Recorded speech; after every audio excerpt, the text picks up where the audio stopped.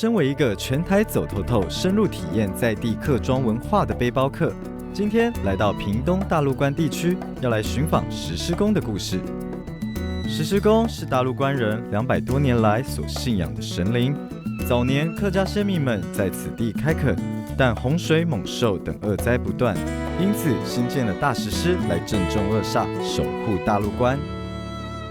我们每一年会有石狮公节，有很多迁徙在外的大陆关人，他们会回来祭拜，我们会做石狮公盘，给远道来的乡亲分享。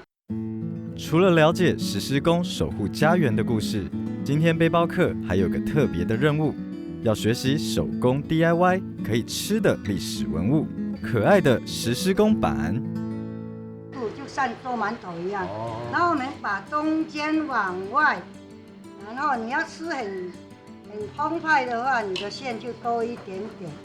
来，我们就这样压下去，轻轻的压。我跟你讲，你现在要把厚度的往底下了，没有的话，你等一下印出来会花花的。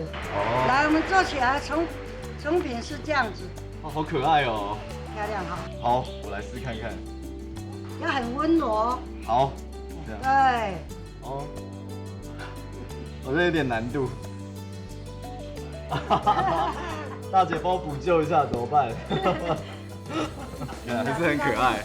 香菇为什么我每次这个角因为你的有诀窍，对不对？你的手挖得太重。太重了，就是其实要温柔一点，其实就是那个手感用的力道呢是非常的重要的，所以要非常的小心，非常的温柔。我跟香菇边做边学，老觉得手感不对，在倒模时总是会被我抠到变形，看起来我是帮足了倒忙。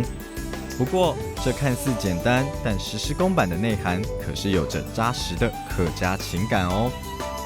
在等待蒸熟的时间里，对于自己手做的石狮公板可是满心的期待。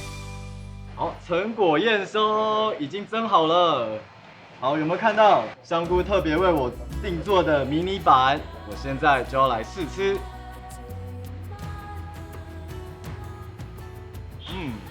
好 Q 哦，是香菇亲手为我做的，所以更保平安。